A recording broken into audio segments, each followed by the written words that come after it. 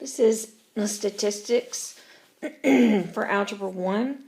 All right, today we're going to talk about topics 2, 3, and 4. They go along with topic 1, box and whiskers, plots, and histograms. Okay, this is still one variable statistics. All right, we're just learning different things. All right, for today we're talking about measures of center, shapes of distribution, okay, spread, and outliers. These are the things that I told you we would talk about when we went through the vocabulary in the last lesson. There are 3 common measures of center. The mean is the average. So you add up all the values, divide by the number of values, okay? Or you put it in your calculator when you learn your calculator, or you can put it into Desmos. It is when it is normally distributed. We'll talk about that in a minute. The median is the middle number, okay, used when data is skewed, and we'll talk about why you use each of these things for normal or skewed data. Mode is most frequent. We don't use mode a whole lot, okay? So let's look at this first example, okay? So this all starts off on page 7 of your packet. Let's look at the first example. It says, Mr. Gray gave a test on a regular school day with no special activities. The scores are listed below. All right, so they give you the scores. They create a dot plot for you. Looking at the dot plot, what do you think is the value of the median? Well, you know the median is the middle, okay? So you can, if you want to, mark through each of these until you get to the middle. And if you'll notice, what's left is 80. So that means the median is 80. What is the value of the mean? Well, if you want to, you can put these numbers into Desmos, okay? And go to Stats, click Mean, okay? Make sure to put your brackets around the numbers, all right? When you get the mean, it is 80. The reason I know it's 80 without having to put anything into Desmos or my calculator is because this graph is evenly distributed. I'm going to erase all my marks here and show you what I'm talking about. This graph is evenly distributed. I have 2 on this end, 2 on this end, 3 here, and 3 here. It makes a normal curve, okay? If it is evenly distributed, there's your mean, okay? Why is it important to know where the center is? Okay, the center gives you a better understanding of where most of your data exists or where your average is. So if I averaged a bunch of student scores on a test and I got a 60 as the average, I know that we need to go back over some things because the average is a 60, okay? Or the median might be a 60. And I know that something happened, so we need to go back over that, okay? The shape of the dot plot gives important information about the data's set's distribution. The data in the previous dot plot is symmetrical, okay, which means same thing on both sides. It is normally distributed. When we have something that is normally distributed, we can use the mean, okay? All right, next, Mr. Gray then gave a test the day after a basketball game, okay? Here's your numbers, okay? So this is what I did, okay? It says, what are the mean and median? It's really hard to tell the mean, okay, from all of these numbers just by looking at it. The reason is they're not normally distributed, okay? You can put them in Desmos. You have 65, 65, 65, 65, 65, 70, 70, 70, 70, 70, 70. Okay, so you can put all of those in Desmos because it tells you how many of that certain number. That's because it's a dot plot. It's easy to tell. Okay, we would never be able to tell on like a histogram, but we can tell on a dot plot. All right, so I went ahead and found out what the mean was. The mean is 76.04. The median is 75. So if you'll notice, they're not the same this time. the mean is bigger than the median. Okay? So, which measure is more appropriate for the measure of center? The median. If it is not normally distributed, we use the median. It gives a more accurate representation of where the center of the data is. Okay? Does this data have normal distribution? No, we talked about that. It's not symmetrical. Okay? This is skewed right, which means it has a tail to the right. Okay? That's what skewed to the right means. Skewing to the right is what made our mean higher than our median, which means our mean is not an accurate representation of the data. This person here didn't go to the basketball game. These probably did, or probably were in the basketball game, didn't have time to study. Okay? So that's what that means when it's skewed to the right and we use the median. Okay? Next, Mr. Gray then gave a test the day after a midweek early release day. So they got out early. Okay? Which value do you think will be smaller, the mean or the median? Well, this time, if you'll notice, my tail goes to the left. Okay? If my tail goes to the right, the mean is bigger than the median. If my tail goes to the left, the mean is smaller than the median. Okay? Again, because it is skewed, the median is the better center of measure of center. Okay? Now, if you want to, you can go find out what the mean and the median are. Just put all these numbers into Desmos. They even give them to you in a list right here, and you can put them in Desmos. The shape is skewed left because we got a tail to the left. Okay? So remember, for normally distributed data, the best measure of center is the mean. For data that is skewed, we're going to use the median. Okay? All right, so the next couple pages for you, or next page, is some extra practice. And again, I'll give you the answers at the back of the packet so you'll know how you did.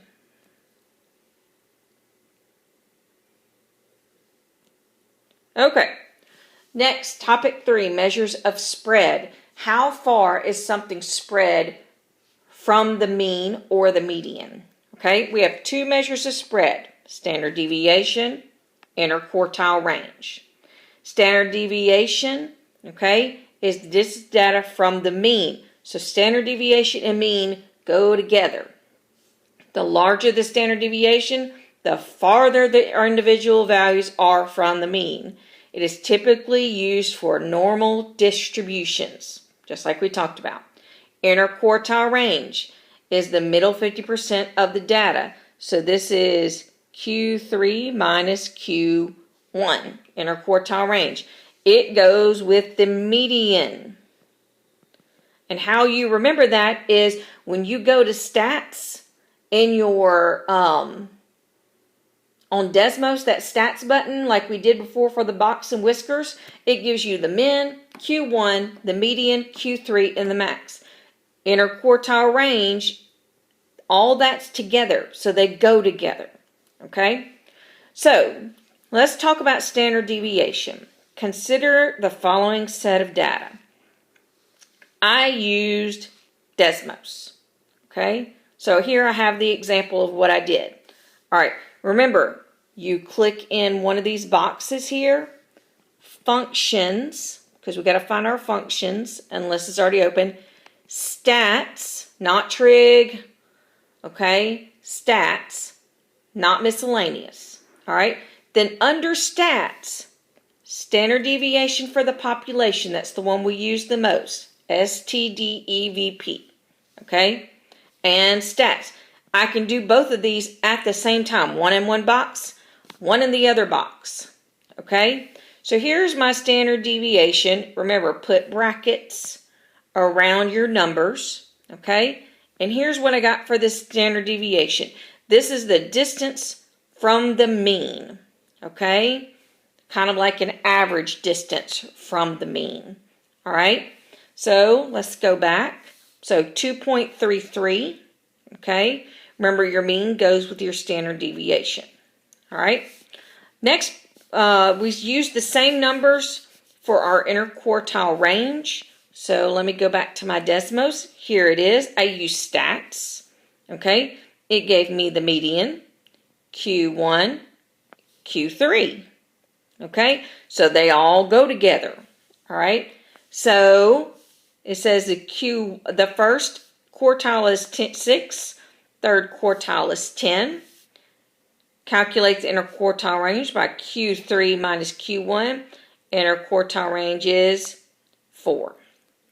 Okay, so these are my measures of spread, and this is what each of them go with. Remember, mean, standard deviation, median, interquartile range.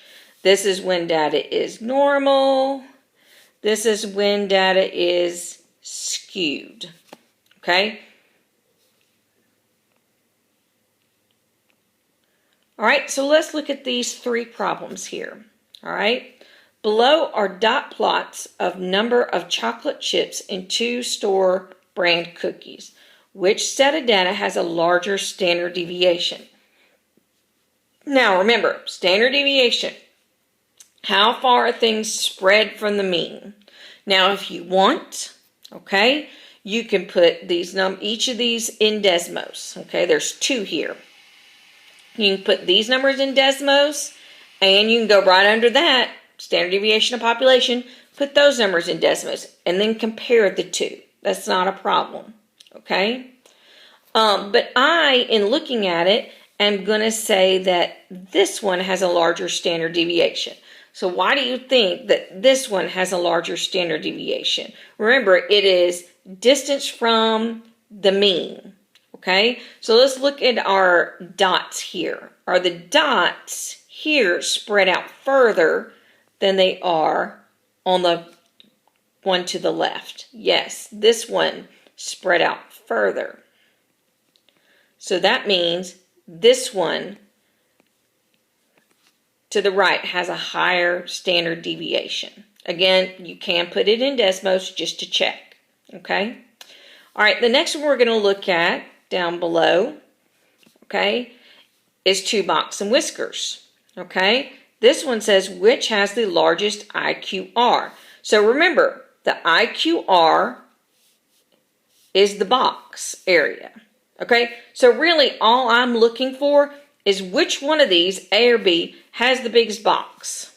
That's it. That's what I'm looking for. Largest IQR, biggest box. This one has the biggest box. Therefore, this one is the largest IQR. All right.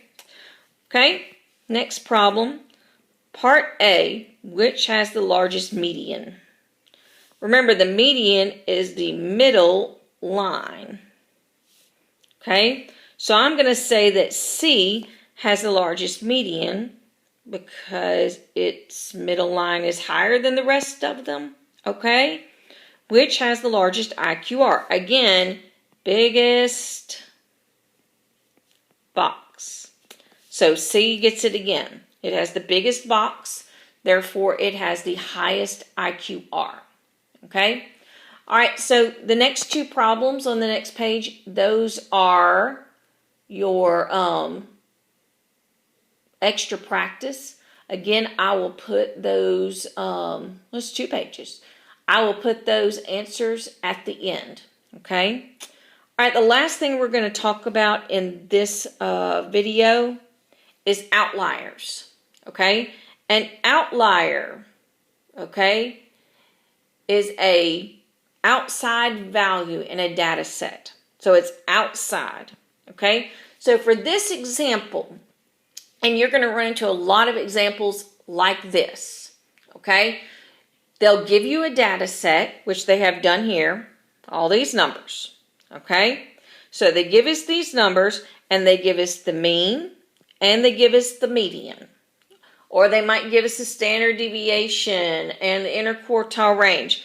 They'll give us some information.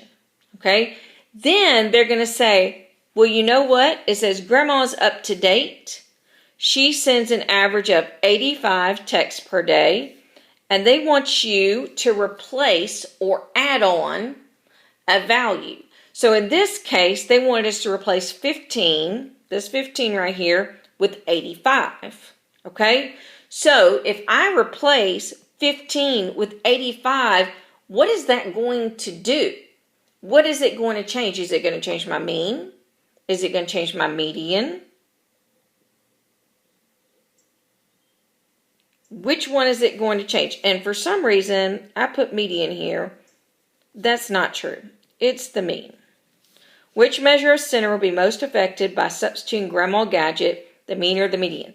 The mean. Because remember, your mean is your average. You add them all up and divide by the number that's there. Well, if you add 85 into those numbers, it's going to change the mean because it is skewed right. This outlier made my data skewed to the right. So I think what I was looking at was what would be the best to use. The median would be the best center to use for this. Okay, the mean is the one that is most affected. Because remember, your median is still your middle number, which is still 10. Okay, your mean, however, is going to be, you're adding 85 in there. So you're adding an extra 70 into those numbers. Okay. So, data is skewed. We really need to use the median here because the mean is most affected. Does Grandma's Gadget's data point have a greater effect on the standard deviation or interquartile range? Okay, so if the mean is the most affected for the center, what do you think would be most affected for the spread? That's what you need to think about. Okay, and remember, it's skewed. So you want to use the median, so you have to remember which one goes with the median, and it's the interquartile range. So, does it have a greater effect on the standard deviation? Since it's skewed, it has a greater effect on the standard deviation and the mean, which is why we use the interquartile range and the median. So outliers skew data. Okay, that's their purpose. That's what they do.